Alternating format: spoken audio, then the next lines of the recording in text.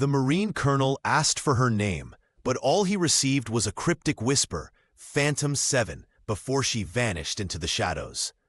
Her disappearance left behind more questions than answers, sending shockwaves through military intelligence circles across the nation. Before we begin, make sure to subscribe to the channel and comment where you're watching from. The Mediterranean sun barely crested the horizon over Naples, casting long shadows across the extraction point where John Smith stood motionless. The Marine colonel's weathered face revealed nothing, but his eyes, sharp from years of hardened experience, scanned the perimeter with practiced precision. He checked his watch. 0500 hours exactly, right on schedule. A figure emerged from the shadows, Mary Johnson. Small and unassuming in her civilian clothes, nothing about her suggested she was anything but an ordinary woman taking an early morning walk. Yet the air around her crackled with an energy that only Smith recognized, the invisible aftermath of a mission executed to perfection. "Status?" he asked quietly, his voice barely carrying above the gentle lapping of waves against the nearby shore. "Complete," Mary replied, her auburn hair pulled back in a practical ponytail. "No complications." The colonel nodded once. In their world, fewer words meant fewer risks. What remained unspoken between them was the magnitude of what she had accomplished, an operation so discreet that even their own colleagues at the NATO facility remained oblivious to its existence.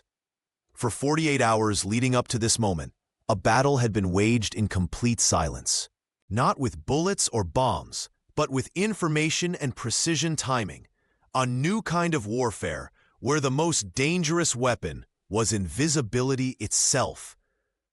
Just 2 days earlier, inside the NATO intelligence facility, carved into the cliffs above Naples, Mary had hunched over her third cup of coffee. The junior analyst's eyes burned from hours spent analyzing satellite feeds nobody else wanted to review. Her colleagues passed by her workstation without a second glance, seeing only another intelligence analyst grade 7 doing routine work. None of them noticed how she isolated patterns in the data, connecting seemingly random shipping movements with encrypted communications that had slipped past senior analysts. None of them saw how she methodically built a case file that would later become the foundation for an operation that would redefine modern covert response protocols. "The team's waiting," Smith said, breaking the brief silence. "Your analysis was flawless." Mary allowed herself a small smile, the first in days. "The surveillance equipment has been neutralized. They'll never know we were onto them." As they walked toward the waiting vehicle, the colonel considered the analyst beside him. In an age of technological warfare, Mary Johnson had proven that the most valuable asset remained human intuition, the ability to see connections where sophisticated algorithms found none. The sun continued its slow climb over the Mediterranean as they departed, leaving no trace of their meeting behind. Mary Johnson blended into the background of the NATO intelligence facility in Naples, just another face among the dozens of analysts hunched over glowing screens in the windowless command center. Her petite frame and auburn hair, always pulled back in a practical tight bun, made her easy to overlook. Colleagues would sometimes start conversations with her, then pause mid-sentence, realizing they'd forgotten her name despite working alongside her for months. "She's so quiet, you'd think she was part of the furniture," one senior analyst had joked during a staff meeting. Mary had smiled politely, but inwardly embraced this invisibility. Being underestimated had its advantages. While her colleagues saw only a diligent but unremarkable intelligence analyst grade 7, beneath her regulation exterior lay an extraordinary mind. Mary possessed an uncanny ability to detect patterns others missed entirely. Where seasoned veterans saw disconnected data points, she perceived intricate webs of meaning.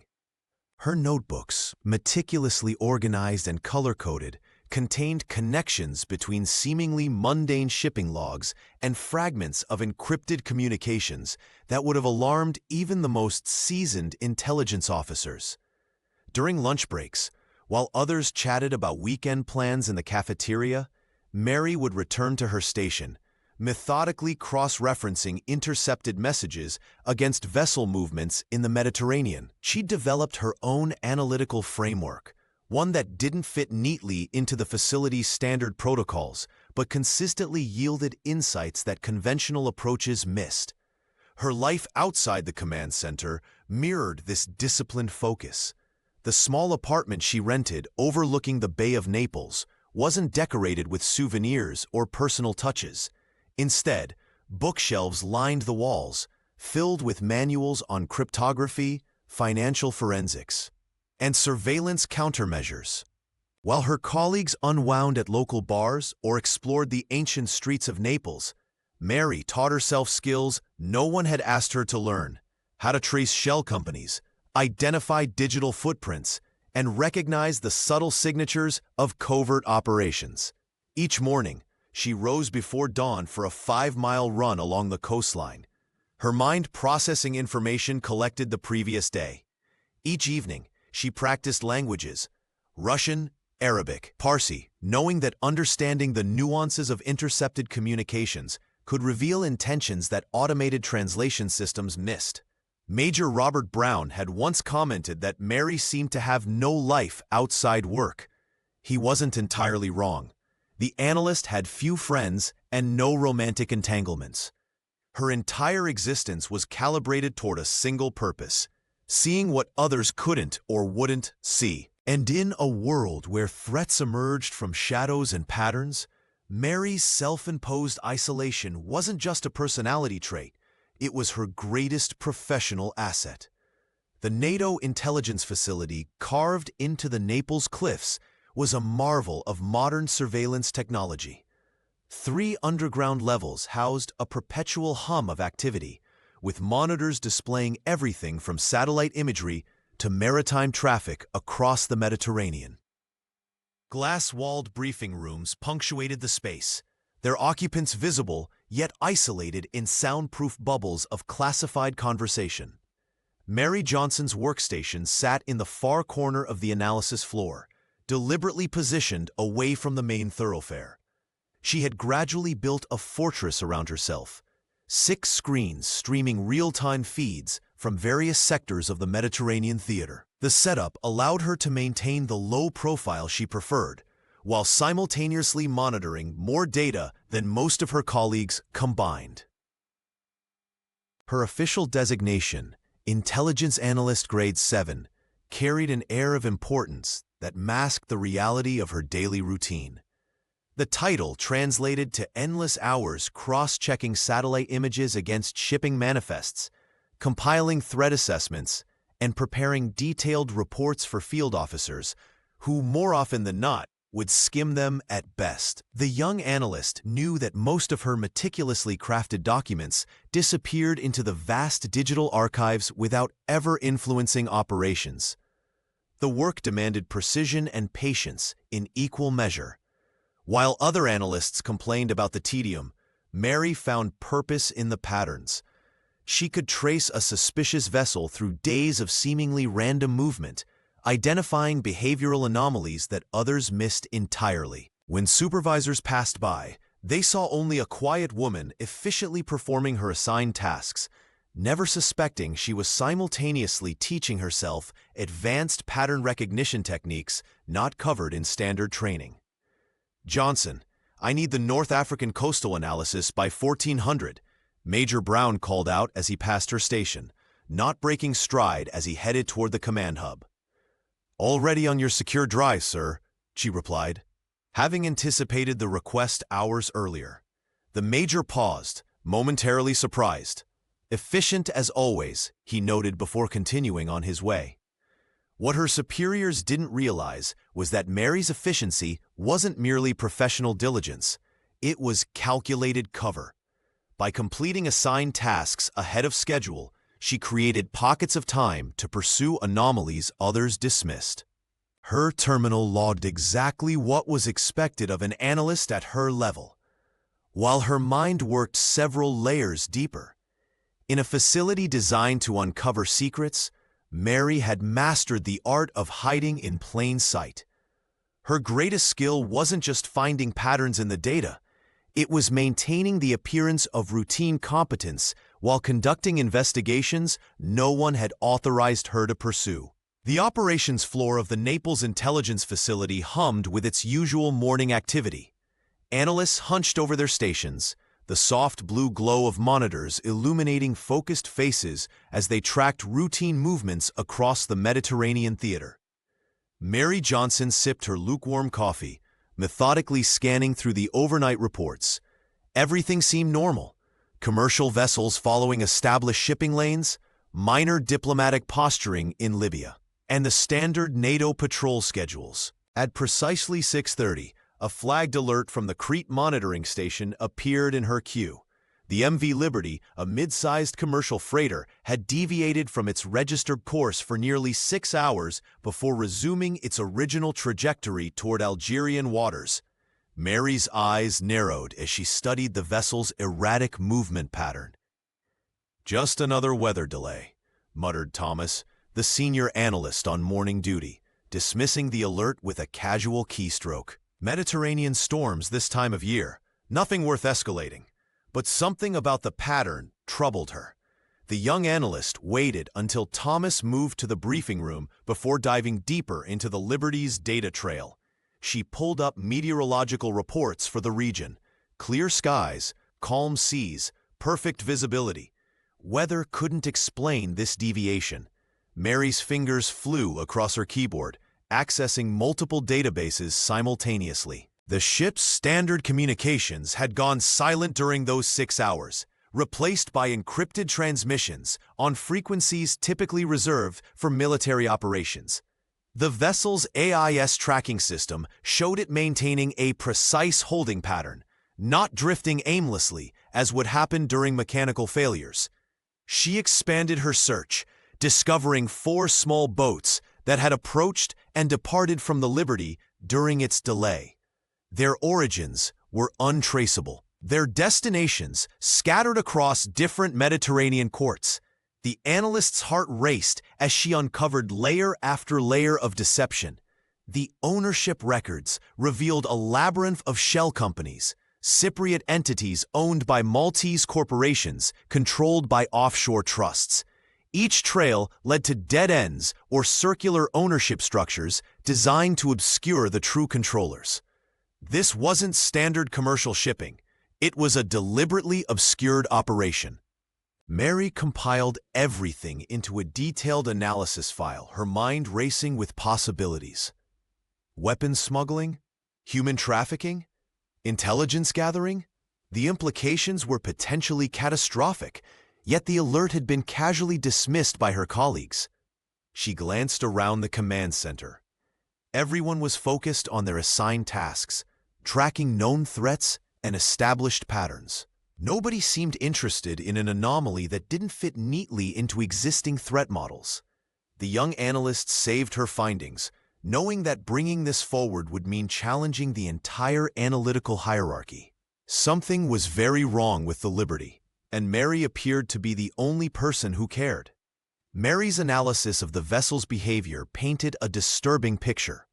The irregular movements, the encrypted communications, the mysterious transfers, all pointed to something far more sinister than a simple mechanical issue. In her mind, the possibilities ranged from weapons smuggling to human trafficking, or perhaps something even more dangerous that hadn't yet crossed her mind. But Sarah Davis, the senior analyst with years of experience and institutional clout, had already filed the official report. It dismissed the anomalies as nothing more than a routine mechanical delay, complete with fabricated details about weather conditions and repair logs. To challenge this assessment wouldn't just mean questioning a single report. It would mean confronting the entire intelligence hierarchy at the Naples facility. Mary stared at her screen, fingers hovering over her keyboard. The career she'd meticulously built could evaporate with a single misstep. She'd worked tirelessly to reach her current position, spending countless nights studying intelligence protocols when others were exploring the vibrant streets of Naples, or unwinding at the base's recreational facilities. "This is bigger than my career," she whispered to herself, straightening her shoulders. For the next hour, the analyst immersed herself in creating the most comprehensive report she'd ever assembled. Her fingers flew across the keyboard as she documented every intercepted communication. Each satellite image showing the vessel's precise station keeping, despite supposed engine troubles, and all suspicious transfers between the Liberty and the smaller vessels that had approached it. She cross-referenced ownership records, revealing a labyrinth of shell companies that led to dead ends and ghost corporations, a classic pattern used by Crimson Net operatives. Mary included timestamps, coordinates, and comparative analyses that made the official explanation look not just wrong, but willfully negligent. When she finally finished, the report was a masterpiece of intelligence analysis, meticulous, irrefutable, and damning. If anyone actually read it with an open mind, they couldn't possibly dismiss her concerns. Mary saved the document and uploaded it to the secure briefing system, marking it for urgent review. The digital clock on her workstation showed 0745, just 15 minutes before the morning briefing where Sarah would present her sanitized version of events. As she gathered her notes and tablet for the meeting, Mary noticed her hands trembling slightly. The sensation surprised her until she realized it wasn't fear causing the reaction. It was anticipation. For the first time since joining the intelligence community, she was about to step out of the shadows and challenge the system she'd always obediently served. The command center's briefing room awaited, and with it, a moment that would either destroy her career or validate everything she believed about herself and her purpose. The morning briefing room hummed with activity as 30 intelligence professionals filed in, each carrying tablets and coffee mugs. Mary Johnson found a seat near the back, her eyes darting between her notes and the massive curved display walls where satellite imagery and threat matrices shifted in a choreographed digital dance across the Mediterranean theater. Colonel John Smith entered last, his presence immediately commanding attention as conversations hushed. The windowless room, buried deep within the Naples intelligence facility, felt smaller when he was present. Mary clutched her tablet tighter, the evidence she'd compiled about the suspicious vessel burning a hole in her conscience. "Let's begin with overnight maritime activity," announced Commander Williams, nodding to Sarah Davis. The senior analyst stepped forward with practiced confidence, her tailored uniform and authoritative stance reflecting her 7 years of experience. "Nothing significant to report from most sectors," she began, swiping through her presentation. "We had a minor deviation with the MV Liberty here." She indicated a blinking dot near Crete. "But it's been resolved as a routine mechanical delay." Mary's stomach nodded as Sarah continued. "The vessel resumed course after approximately 6 hours and is proceeding to its destination. Technical logs confirm engine maintenance was performed. Next item." "Excuse me," Mary whispered to Major Brown beside her. "She's completely mischaracterized the Liberty incident." The liaison officer gave her a warning glance as Sarah moved on to discuss troop movements in North Africa. Mary scanned the room, watching as her colleagues absorbed the sanitized version of events, accepting it without question. The satellite images she'd analyzed, showing the small boats approaching the Liberty, the encrypted communications she'd intercepted, none of it appeared in Sarah's presentation. Mary's fingers trembled slightly as she pulled up her own analysis on her tablet. The evidence was clear. The vessel had maintained perfect station keeping during its supposed mechanical failure, a maneuver impossible for a truly disabled ship. The communications blackout had been selective, not complete. The ownership trail led through 7 shell companies. Colonel Smith's eyes briefly met hers across the room. Mary wondered if he could sense her frustration, her certainty that something critical was being overlooked. She'd spent hours meticulously documenting every anomaly, only to watch it all dismissed in 30 seconds of confident misdirection. As Sarah concluded her segment and the briefing moved to terrorism threats, Mary made a decision. Institutional complacency might be the norm, but she couldn't let this go. Whatever was happening with the Liberty wasn't just suspicious, it was dangerous, and she seemed to be the only one who cared. The fluorescent lights of the command center hummed overhead as Mary Johnson gathered her courage. She'd waited until the briefing dispersed, watching as Major Robert Brown collected his tablet and notes. Known throughout the facility for his fairness, the Major also had a reputation for strict adherence to protocol, a quality that made approaching him both logical and terrifying. "Major, I believe the Liberty incident needs further investigation," she said, her voice steady despite the tension coiling in her stomach. The junior analyst clutched her folder of evidence, knuckles white against the manila. Brown glanced up, his expression neutral but attentive. "On what grounds, Johnson?" Mary spread the satellite images across his desk. 4 small boats approaching the supposedly disabled vessel. Strange communication patterns during the mechanical delay, and a complex ownership maze that led nowhere but in circles. "The official assessment doesn't account for these anomalies, sir," she explained, pointing to the timestamps. The Liberty maintained perfect station keeping despite claiming engine troubles. And these vessels, they approached with military precision, not the random patterns of passing ships offering assistance. The Major's brow furrowed as he studied the evidence. His eyes narrowed at the communication logs she'd compiled, recognition flickering across his face. He was seeing the pattern too, but Mary could read his hesitation. Contradicting Sarah Davis's official assessment would create waves, dangerous ones. "This is thorough work," he admitted, voice lowered. "But you understand the implications of challenging a senior analyst's filed report?" Mary nodded.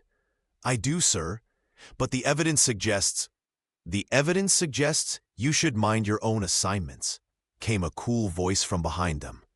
Sarah Davis approached, her heels clicking sharply against the polished floor. The senior analyst's perfectly styled blonde hair and immaculate uniform contrasted sharply with Mary's rumpled appearance after her all-night analysis session. "These satellite images were already reviewed and dismissed," Davis continued, her tone dripping with condescension as she glanced at the spread of documents. "Second-guessing your superiors is a dangerous game, Mary." The junior analyst felt her throat tighten, but refused to back down. "With respect, ma'am, I believe critical indicators were overlooked." Major Brown's eyes darted between the two women, clearly uncomfortable with the confrontation unfolding at his desk. The tension in the command center thickened as nearby analysts pretended not to listen while hanging on every word. Davis leaned forward, her voice dropping to a whisper that somehow felt more threatening than a shout. "You've been here, what, 18 months? I've been analyzing Mediterranean traffic patterns for 9 years. Know your place." Mary Johnson stood her ground, her shoulders squared despite feeling the weight of every stare in the command center. The quiet analyst, who normally blended into the background, was suddenly the focal point of a professional confrontation that could define her career. "The evidence demands another look," she insisted, her voice steady but firm. "These patterns aren't coincidental." The room fell silent. Analysts who had been typing paused, their fingers hovering over keyboards. Intelligence officers exchanged glances, some curious, others dismissive. Mary could feel Sarah Davis's cold stare boring into her, but she refused to look away from Major Brown's conflicted expression. "You're overstepping, Johnson," Sarah warned, her voice carrying across the room. "This has already been assessed and filed." Mary knew the stakes. In the intelligence community, being labeled a troublemaker could be professional suicide. Worse still was being deemed incompetent, a reputation that would follow her through every subsequent posting. Yet the evidence was too compelling to ignore, the potential threat too significant. Colonel John Smith, who had been observing the exchange from across the room, finally moved forward. His presence commanded immediate attention. decades of field experience evident in his measured stride and the quiet authority he carried. The room seemed to hold its breath as he approached. "Analyst Johnson," he said, his voice deep and deliberate, "what's your assessment?" This was her moment. Mary took a breath and met his gaze directly. "Sir, the MV Liberty maintained precise station keeping during its supposed mechanical failure. The vessel's drift pattern shows intentional positioning, not random movement. 4 small boats approached during this window, each following evasive patterns consistent with covert transfers." She pulled up the satellite imagery on the nearest display, highlighting the suspicious movements with practiced efficiency. The ownership chain traces back through 7 shell companies before disappearing in Cyprus. And most critically, she continued, tapping her screen to bring up a communications analysis, they switched from standard maritime protocols to encrypted channels that match patterns we've seen from Crimson Net operations. The colonel studied the evidence, his expression unreadable. Around them, the room remained silent, all eyes on the unlikely confrontation between the unassuming analyst and the veteran Marine. "That's a serious allegation," Smith finally said, his tone measured. "Yes, sir, but the evidence supports it," Mary replied, unwavering despite the tremor she felt in her hands. For several seconds, Colonel Smith said nothing, his eyes moving between Mary's determined face and the data she'd presented. Then he nodded once, decisively. "Walk me through it again. Every detail." Mary Johnson stood before the command center's main display, her fingers flying across the interface as she pulled up the detailed timeline she'd constructed. The large screen revealed the MV Liberty's position data, a vessel supposedly adrift with engine troubles, yet maintaining a suspiciously precise location in the Mediterranean waters. "The ship didn't drift at all during those 6 hours," she explained, highlighting the GPS coordinates that barely varied despite reported mechanical failures.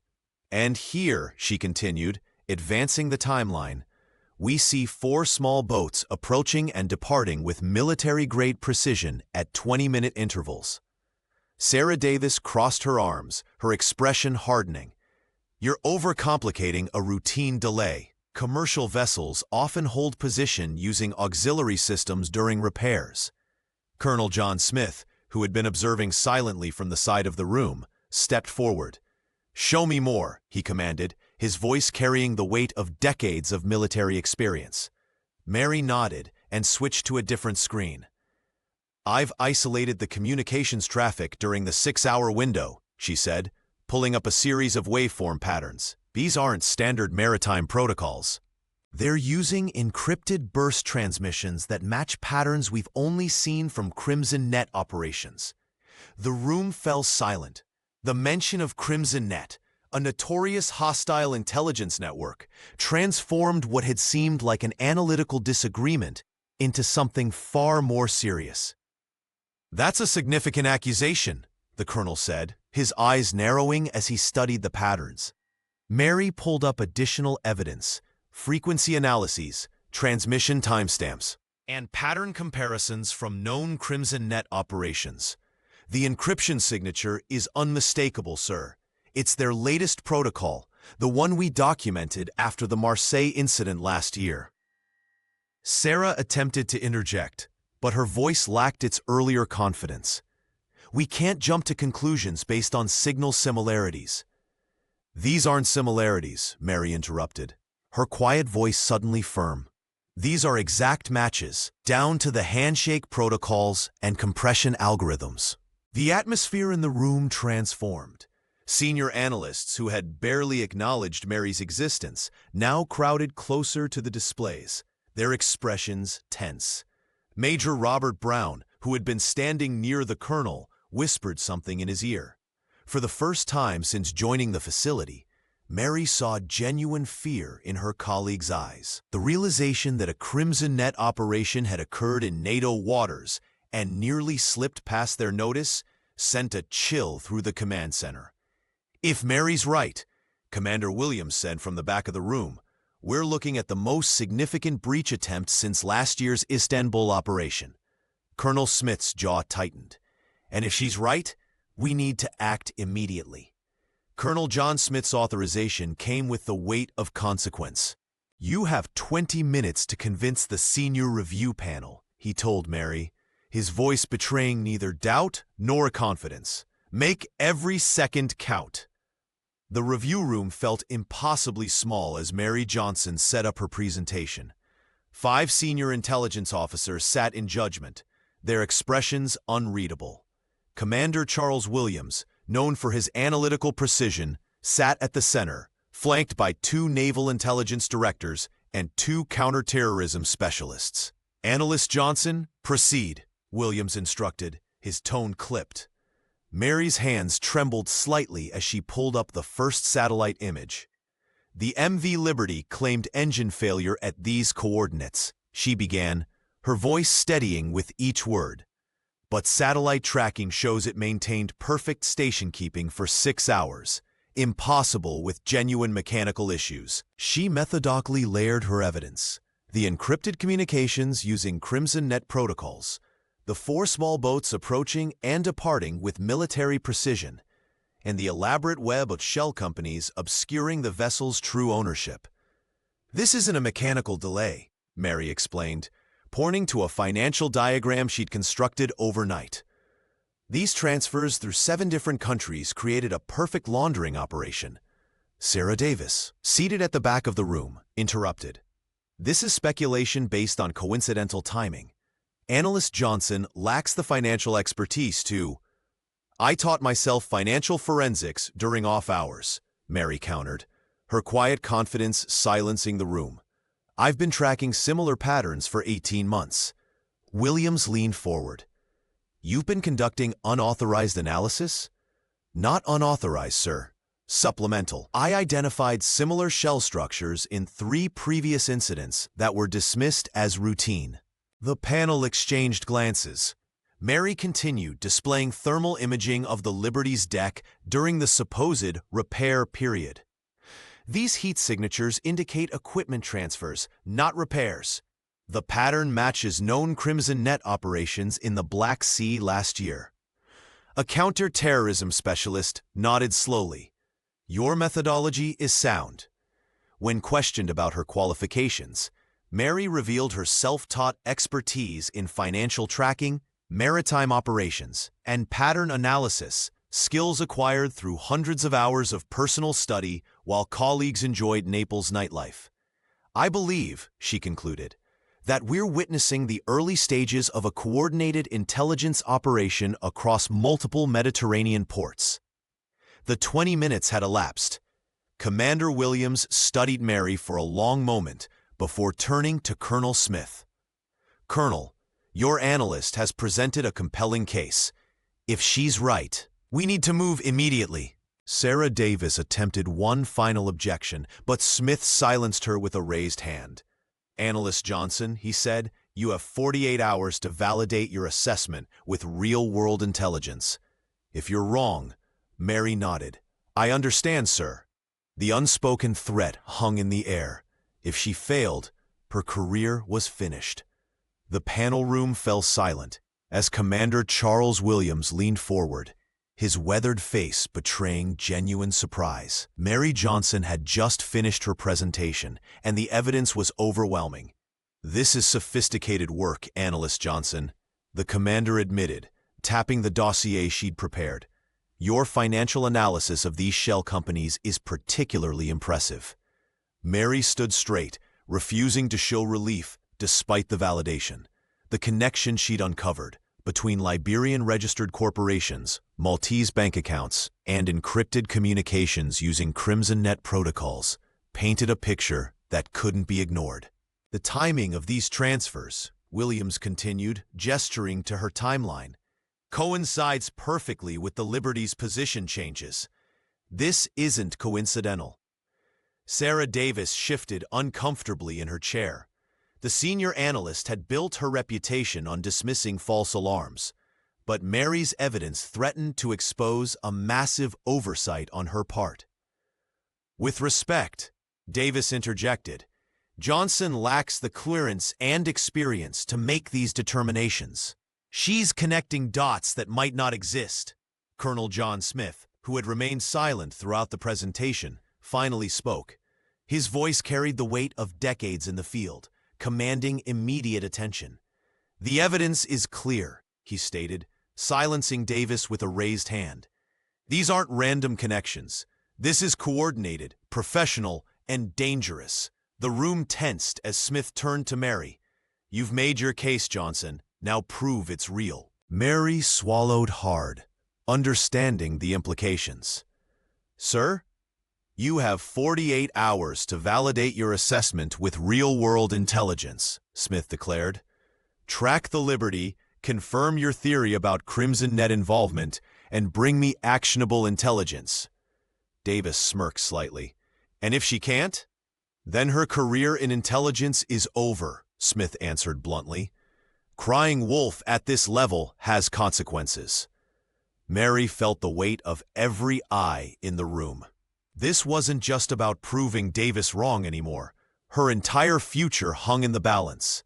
Yet beneath the pressure, a strange calm settled over her. This was the moment she'd prepared for during all those solitary nights, studying infiltration techniques and financial systems. "I understand, sir," she replied, gathering her materials.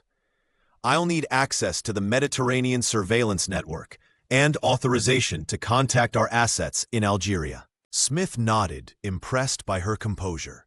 "Granted, Major Brown will coordinate your resources." As the panel adjourned, Robert Brown approached Mary, concern evident in his expression. "You've just bet your career on this," he whispered. "Are you certain?" Mary looked him directly in the eyes. "Completely." The clock was ticking. 48 hours to validate what she knew in her bones was true, or lose everything she'd worked for. Mary Johnson's next 48 hours dissolved into a chaotic blur of coordination and mounting stress. The command center's fluorescent lights seemed harsher as she hunched over her workstation, tracking the MV Liberty's movements with unwavering focus. Major Robert Brown stood beside her, his presence a steady anchor as they watched the vessel deviate sharply from its filed course toward Spain. "It's heading for Algeria," Mary whispered, her fingers flying across the keyboard. The analyst pulled up comparison charts showing the ship's actual trajectory against its submitted itinerary. The documentation was a complete fabrication. Brown nodded grimly. "Just as you predicted." The communications traffic surrounding the Liberty suddenly spiked, encrypted bursts that matched known Crimson Net patterns. Mary's heart raced as she decoded fragments that confirmed her worst fears. "They're preparing for execution phase," she said, her voice steady despite the adrenaline coursing through her veins. "This isn't a test run or a supply mission. This is the operation itself." Field reports began streaming in from intelligence assets along the Algerian coast. A remote facility, previously categorized as a minor shipping outpost, had tripled its security presence overnight. Satellite imagery showed increased vehicle movement, personnel shifts, and equipment being staged near the waterfront. "The coordinates match perfectly," Mary said, overlaying the Liberty's projected course with the coastal facility's location. "They'll make landfall within 6 hours." Major Brown squeezed her shoulder briefly. "Your instincts were dead on. I'll brief Colonel Smith immediately." As Brown departed, Mary stared at her screens, vindication mingling with dread. For years, she'd analyzed patterns in the shadows, teaching herself to see connections others missed. Now those skills had uncovered something massive, a coordinated operation that could destabilize the entire Mediterranean region. She pulled up additional satellite feeds, tracking the Liberty's wake through the calm Mediterranean waters. The vessel maintained perfect course correction despite choppy conditions, another sign of professional operators, not commercial sailors. When Colonel Smith arrived, his face was, "Johnson, I need your assessment. What exactly are we looking at?" "Sir, Crimson Net is using the Liberty as their primary distribution hub. The Algerian facility appears to be their staging ground for whatever they're planning to deploy across multiple cities." The colonel studied the evidence, his expression hardening. "You've done exceptional work here." Mary nodded, the weight of responsibility settling across her shoulders. Her analysis was no longer theoretical. It was guiding an international response to a threat nobody else had seen coming. Years spent in analytical obscurity had prepared her for precisely this moment. Colonel John Smith stood behind Mary Johnson, his weathered face reflecting the blue glow of the command center screens. "You've got operational authority," he announced, placing a firm hand on her shoulder. "Track this through, whatever it takes." Mary nodded, feeling the weight of responsibility settle over her.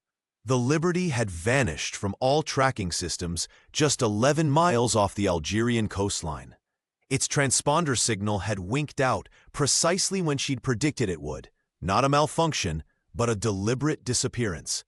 "Fast boats launching from the coastal facility," Major Brown called out, pointing to thermal imagery capturing 6 sleek vessels cutting through the dark waters. "They're moving to the Liberty's last known coordinates." The command center hummed with tension as Mary directed the surveillance assets. She requested satellite repositioning, drone coverage, and signal intelligence focus, all resources now bent to her will. The analyst who had once been invisible was now the center of the intelligence storm. "They're transferring something," Mary said, studying the thermal signatures. "Not people, containers, uniform size, carefully handled."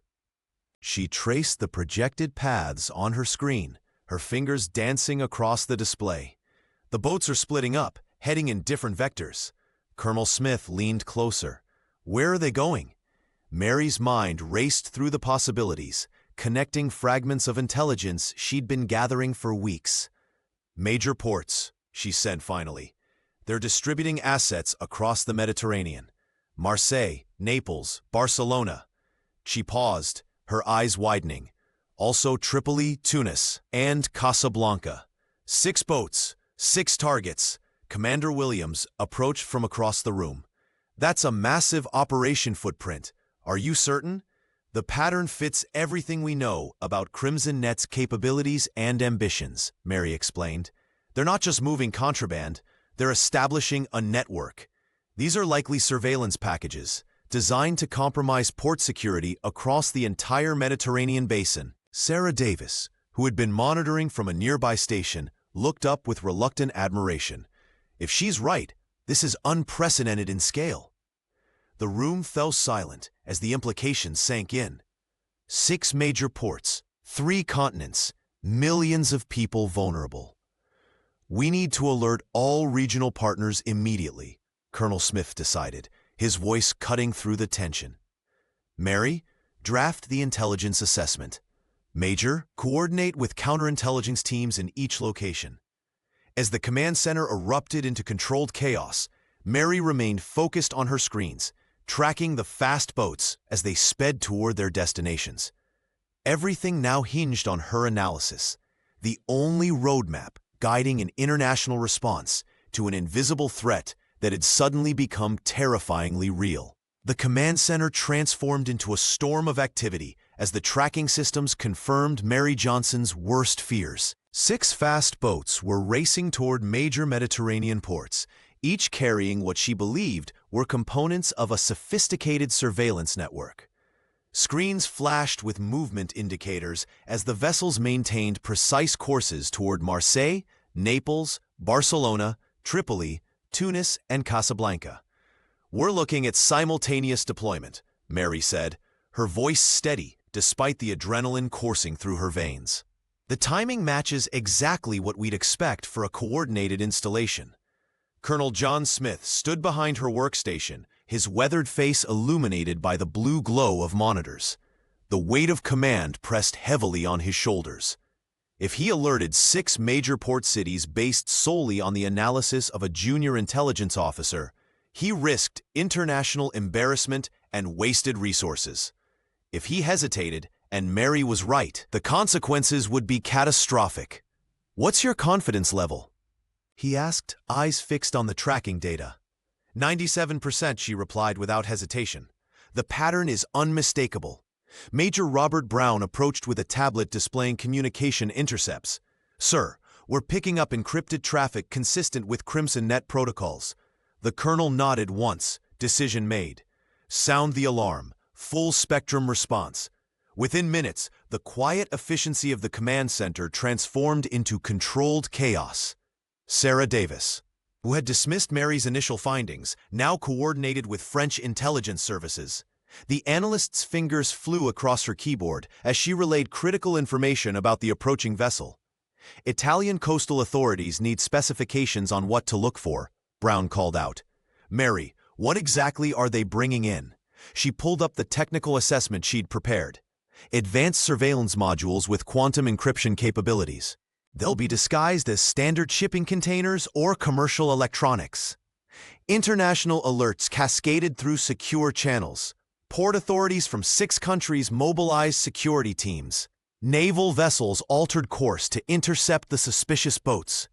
Counterintelligence units prepared to track any personnel who might receive the deliveries.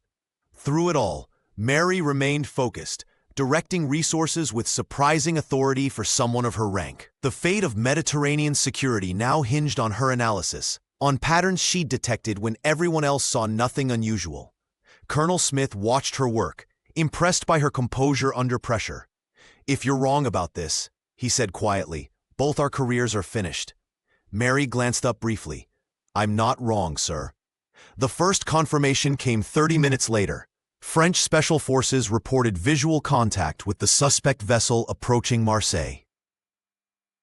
The Mediterranean theater held its collective breath, waiting to see if Mary's prediction would prove accurate or disastrously misguided. The confirmation Mary Johnson had been waiting for arrived with startling speed. French intelligence in Marseille intercepted encrypted communications using the exact protocols she had identified, validating her analytical model with chilling precision. The transmissions contained coded references to equipment installations and data collection parameters, unmistakable Crimson Net signatures. Colonel Smith strode across the command center, his expression a mixture of vindication and concern. "Barcelona just reported in," he announced, placing a tablet before Mary. "They've tracked the delivery of advanced electronic surveillance equipment to 3 separate locations near the port." The intelligence from Spain matched Mary's predictions perfectly. The equipment specifications, high-gain antennas, frequency scanners, and data compression modules, were consistent with establishing a sophisticated surveillance network capable of intercepting both civilian and military communications. "They're not just running a single operation," Mary said, her voice steady despite the gravity of her discovery. "They're establishing a permanent intelligence collection infrastructure across the entire Mediterranean basin." The implications sent ripples of tension through the command center. This wasn't a temporary mission, but a strategic move to gain long-term intelligence dominance across 6 countries simultaneously. The equipment being installed could potentially intercept naval communications, diplomatic channels, and commercial data for years to come. The Tunisian team reports similar equipment being positioned near their naval headquarters, Major Brown added. His earlier caution now replaced with focused urgency. Same for Casablanca and Trip. Even Sarah Davis, who had dismissed Mary's concerns just days earlier, approached with a tablet displaying technical specifications from the intercepted devices. "These are next-generation systems," she admitted, her skepticism finally giving way to genuine concern. "The collection capabilities exceed anything we've seen from Crimson Net before." The senior analyst's acknowledgement felt like a personal victory, but Mary had no time to savor it. The scale of the threat demanded immediate action. 6 teams across the Mediterranean were now acting on her analysis, racing against time to neutralize a network before it became fully operational. "If even one of these installations goes live," Mary explained to the assembled team, "they'll have access to shipping manifests, naval deployments, and diplomatic communications across the entire region." Commander Williams joined them, reviewing the latest intelligence from Marseille. "Your model was correct in every detail, Johnson," he said, the formal acknowledgement carrying weight in the hierarchical environment. We're coordinating with all regional partners to implement your containment strategy. Mary nodded, but her mind was already racing ahead, calculating vulnerabilities and planning countermeasures.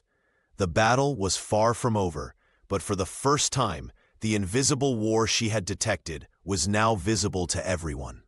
Mary Johnson's analytical brilliance transformed into operational leadership as she became the nerve center of a multinational response. From her station at the Naples Intelligence Facility, she coordinated with technical teams across 6 Mediterranean cities, her quiet voice now carrying the weight of command. Barcelona team, focus on the harbor district first, she instructed through secure communications. The signal patterns suggest their primary node is hidden among shipping containers. Her fingers flew across 3 keyboards simultaneously, cross-referencing intercepted specifications with known Crimson Net technology signatures. Colonel Smith watched with undisguised admiration as the junior analyst directed seasoned field operatives with the precision of a veteran commander. "She's found her calling," he murmured to Major Brown, who nodded in agreement. In Barcelona, the Spanish counterintelligence unit reported success within hours. "Device neutralized, no data breach," came the confirmation. Mary allowed herself a brief smile before redirecting her attention to the Naples operation, where Italian authorities were closing in on surveillance equipment hidden inside a tourist information center. "The power source will be disguised as standard electrical infrastructure," she explained to the Naples team. "Look for unusual cooling systems." Her insight proved correct. The team located and safely deactivated the sophisticated surveillance node without triggering its. But not all operations proceeded smoothly. The Tripoli team's communications abruptly ceased during their approach to the target location. Mary's face paled as repeated attempts to re-establish contact failed. Commander Williams placed a steady hand on her shoulder. "This isn't your fault," he said quietly, but the weight of responsibility pressed down on her nonetheless. The situation in Tunis proved equally challenging. Despite Mary's precise guidance, Sarah Davis, now working alongside Mary rather than against her, coordinated with intelligence partners to mitigate the data breach. "If you hadn't identified this operation," she admitted to her younger colleague, "they would have had months of undetected access instead of minutes." As the operations concluded, the command center's atmosphere shifted from crisis to cautious relief. 6 cities, 6 Crimson Net nodes, 5 successfully neutralized. The price had been steep. The lost team in Tripoli, compromised data in Tunis, but the alternative would have been catastrophic. Mary stared at her monitors, exhaustion finally catching up with her. The Mediterranean theater map glowed with operation status indicators: green for success, yellow for partial success, red for Tripoli. She had prevented a disaster, but the victory felt incomplete, the cost too high for celebration. As the dust settled over the Mediterranean operation, Mary Johnson stood alone at her workstation, surrounded by the digital aftermath of what they'd accomplished. 6 cities, 6 targets, 5 successes. The numbers should have felt triumphant, but they didn't. The intelligence facility in Naples had erupted in celebration around her, yet she remained apart from it, reviewing the footage from Tripoli one more time. 3 agents lost. Their faces stared back at her from personnel files, people she'd never met but had sent into danger based on her analysis. In Tunis, the network had activated just long enough to transmit sensitive data before being neutralized. And somewhere in the Mediterranean, one installation remained operational, its location still unknown.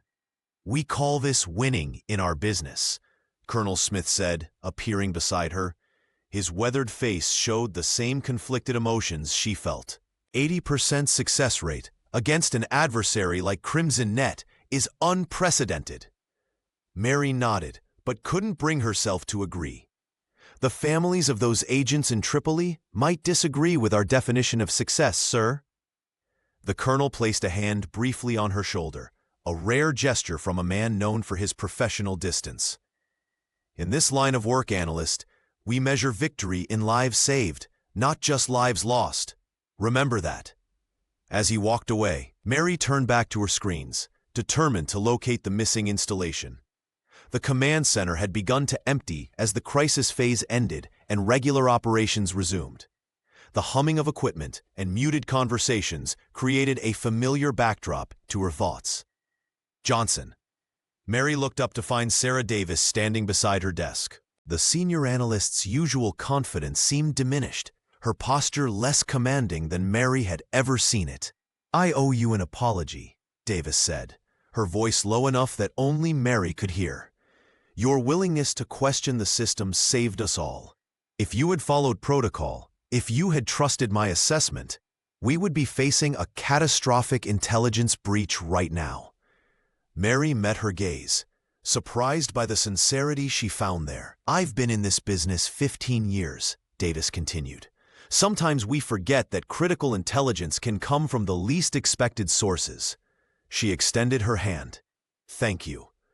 Mary accepted the handshake, feeling the weight of something shifting between them, professional respect replacing hierarchical dismissal. After Davis left, Mary turned back to her monitors. The victory might feel incomplete, but something had changed. She was no longer invisible. For better or worse, the analyst who had once been overlooked had become the one who saw what others missed. And somewhere in the Mediterranean, Crimson Net was already planning their next move. 3 weeks after the Crimson Net operation, Mary Johnson received a cryptic message on her secure terminal. She was to report to an unmarked building in the older part of Naples. No uniform required. The message bore no signature. Only a classification level she'd never seen before. The office was nondescript, beige walls, generic furniture, and windows tinted against the Mediterranean sun. 2 individuals waited inside, neither offering names or ranks. One, a woman with silver-streaked hair and piercing eyes, sat behind a polished desk. The other, a man with a military bearing despite his civilian clothes, stood by the window overlooking the narrow Neapolitan street. "Your work on the Liberty incident has attracted attention," the woman began, her accent suggesting years across multiple postings, not just within NATO, but across several intelligence communities. Mary maintained her composure, though her heart raced. The analyst had spent the past weeks debriefing teams and finalizing reports, all while wondering what would come next. "You saw patterns others missed," the man by the window added. "You challenged established protocols and risked your career because you trusted your analysis." The woman slid a folder across the desk. Inside were performance evaluations, psychological assessments, and training records. Mary's entire career condensed into clinical observations. "There are 2 paths forward for you," she explained. "The first is conventional. Promotion within the analytical division, increased clearance, eventual leadership of your own team." Mary nodded, having expected something similar. "The second option," the man continued, turning from the window, "is less defined. A specialized unit that operates in the spaces between traditional intelligence gathering and field operations." The woman leaned forward. "Your unconventional thinking would have direct operational impact. You wouldn't just analyze threats, you'd help neutralize them." "What exactly would I be doing?" Mary asked, her voice steady despite the implications. The pair exchanged glances. "We can't fully brief you unless you accept. The unit doesn't officially exist." Mary thought of the Tripoli team, analysts and operators who had died because someone hadn't seen the patterns soon enough. She thought of Colonel Smith's trust and Major Brown's support. "The conventional path offers security," the woman said. "The other offers purpose." "And risk," the man added. Mary studied them both, understanding the weight of the choice before her. "How long do I have to decide?" 48 hours, the woman replied, "the same time frame you had to validate your Liberty assessment." As Mary left the building, stepping into the warm Italian afternoon, she felt the weight of 2 futures pulling at her, one safe and predictable, the other shrouded in mystery but filled with purpose. Back at the base, Colonel John Smith and Major Robert Brown waited for Mary in a small conference room overlooking the Mediterranean. Maps and classified documents covered the table between them, each representing a different path her career could take. "You've earned options most analysts never see," the colonel said, his weathered face serious but tinged with pride. He slid 3 folders across the table, each marked with different colored tabs. Mary opened the first, Special Operations. She would train with field teams, analyzing threats in real time during high-risk missions. The second outlined a counterintelligence role, hunting for threats like Crimson Net from within allied agencies. The third folder contained only a single page with minimal text. "Even we don't know exactly what this entails," Brown admitted, tapping the mysterious document. "It's classified beyond our clearance. What we do know," Smith added, leaning forward, "is that they're assembling a team of analysts who think differently. People who see patterns others miss." The conventional paths offered predictability, a structured advancement through military intelligence with clear benchmarks and relative safety. The classified option promised something else entirely: purpose paired with peril, a chance to use her unique abilities without institutional constraints. "You don't need to decide now," the major said, his voice gentle. "Take 24 hours. That night, Mary paced her small apartment, weighing each option carefully. The special operations role would bring excitement, but still within the system that had nearly missed the Liberty threat. Counterintelligence meant hunting for traitors, important work, but reactive rather than preventative. The third option haunted her thoughts. Unknown, undefined, potentially dangerous. Sleep eluded her as doubts circled. Was she truly ready to leave behind everything familiar? What if she failed in this mysterious new role? The questions persisted until exhaustion finally claimed her. At dawn, Mary stood on her balcony, watching sunlight spread across the endless Mediterranean. The same waters that had carried the Liberty now reflected golden morning light. She thought about the lives saved because she had trusted her instincts, because she had refused to be just another analyst following protocol. In that moment of clarity, Mary knew she couldn't return to her desk, couldn't pretend to be satisfied with the conventional path. She reached for her phone and dialed Brown's number. "I've made my decision," she said when he answered, her voice steady with newfound certainty. "I'll take the classified assignment." There was a pause before the major responded. "Are you sure?" Mary watched a distant ship crossing the horizon. "Yes, whatever it means, I'm ready." Mary's transfer proceeded with military precision. Within 48 hours of her decision, she found herself on a deserted airstrip outside Naples, dawn barely breaking over the distant hills. A sleek aircraft waited, its engines humming quietly against the morning stillness. The pilot introduced himself simply as Robert, his weathered face betraying years of similar missions. The only other occupant was Elena, a sharp-eyed woman whose handshake communicated more authority than her casual attire suggested. No paperwork changed hands. Mary Johnson was effectively disappearing from official records. "Your instincts saved 6 cities," Elena remarked during their flight over the Mediterranean. "Imagine what you could do with proper training." The Romanian Carpathians greeted them with mist-shrouded peaks and dense forests. The training facility, hidden within a valley that appeared on no public maps, housed 20 analysts like Mary, people who had demonstrated exceptional pattern recognition and unconventional thinking. Each had been plucked from obscurity after identifying threats others had missed. Days blurred into weeks as Mary absorbed new skills, advanced cryptography, behavioral analysis, and field tradecraft that transformed her analytical abilities into operational capabilities. The training was brutal but purposeful, pushing her beyond what she believed possible. "Analysts see the world through screens," her instructor explained during a nighttime exercise. "You'll see it through your own eyes." 3 weeks later, Mary deployed on her first field operation, a delicate mission requiring real-time analysis of human networks in Marseille. Where traditional intelligence had failed, her unique perspective identified the critical weakness in a smuggling operation that threatened European security. The operation succeeded spectacularly, neutralizing a threat before it materialized. Mary's ability to process information in the field proved even more valuable than her skills behind a desk. 1 month after her training concluded, Mary found herself at an extraction point on the Mediterranean coast. Dawn painted the sky in shades of orange and gold as she waited. The mission complete, her presence already erased from all records. A figure approached, Colonel John Smith, now overseeing joint operations across the region. Recognition flickered across his face as he studied the woman before him, so different from the quiet analyst he'd championed months earlier. "Identification?" he asked formally, following protocol despite knowing exactly who stood before him. Mary leaned closer, the Mediterranean breeze catching her auburn hair. "Phantom 7, she whispered, the code name feeling more natural than her birth name ever had.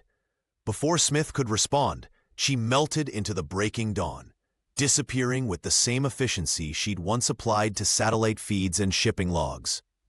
Behind her, she left only questions and a growing legend, the invisible analyst who had become something far more dangerous, a ghost who could see the unseen.